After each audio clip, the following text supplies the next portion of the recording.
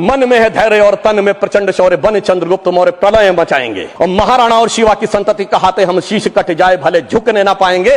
और बार बार छेड़िए ना भारत स्वाभिमान को, अन्यथा बाद में बहुत पछताएंगे। सौगंध मां भवानी की उठेगी ललकार, जब आपके घरों पे चील कौवे मंडराएंगे। और ये आपने देखा, ये बालाकोट में भी दिखा, ये सर्जिकल स्ट्राइक में भी दिखा। तो तब हमारे विरोधी क्या कहते थे? आदमी मरे थे कि कौवे मरे थे, पेड़ गिरी थी कि बिल्डिंग गिरी थी। इस प्रकार के मजाकिया बात करने वाले लोगों को मैं बताना चाहता हूं कि भारत की व्यवस्था, अभी एक विषय का उल्लेख आया हमारे साथी ने, मैं एक बात पूछना चाहता हूं। वोटर डुप्लीकेशन की बात हमारे विरोधी उठाते हैं। मैं कहना चाहता हूं, अगर वोटर डुप्लीकेशन की बात करना चाहते हो तो पहले सिटीजनशिप डुप्लीकेशन तो क्लियर कर लीजिए।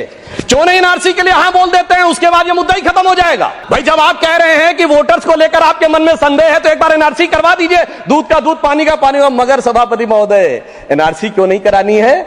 उसका कारण यह है कि पिछले चुनाव में सबसे बड़ी जीत कहां पे हुई है? असम की धुबरी सीट पे कांग्रेस के नेता रकीबुल हसन 10,25,000 से जीते हैं। और असम के जो हमारे साथी यहां बैठे होंगे, धुबरी को मिनी बांग्लादेश कहा जाता है।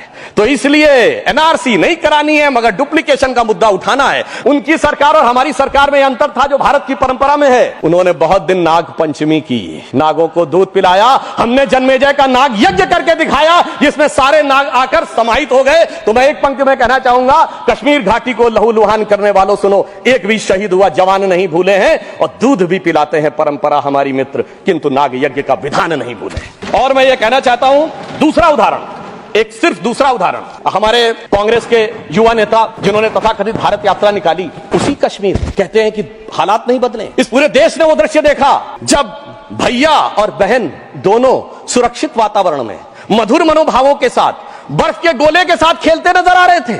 और ये वही कश्मीर था जहां उनके गृह मंत्री के पैर के नीचे धरती फटी जा रही थी। इतना बड़ा बदलाव भी दिखाई नहीं पड़ता। मैं पूछना चाहता हूं मेरे भाई कि अगर आप ये कहना चाहते हैं वही कश्मीर था जहां इसके झंडे दिखाई पड़ते थे, जहां पाकिस्तान जिंदाबाद के नारे दिखाई पड़ते थे, वहां पर अगर आरजी और पीजी दोनों एक साथ सुरक्षित थे, एसजी भी खुश रही होंगी, मुझे लगता है जीजा जी को भी खुशी का एहसास होना चाहिए। मैंने किसी का नाम नहीं लिया है। और इसके लिए गृह मंत्री जी को साधुवाद देना चाहिए कि कश्मीर में इतना बड़ा बदलाव देखने को मिला है। कम से कम इतना तो करना चाहिए। और मैं अपने साथियों से कहना चाहूंगा, जो उनके नेता बोलते हैं डरो मत, हकीकत का सामना करो कि कितना बदलाव आया है, इसको स्वीकार करो, डरो मत। डरने का काम देश के विरोधियों के लिए छोड़ दो हमारी सरकार में।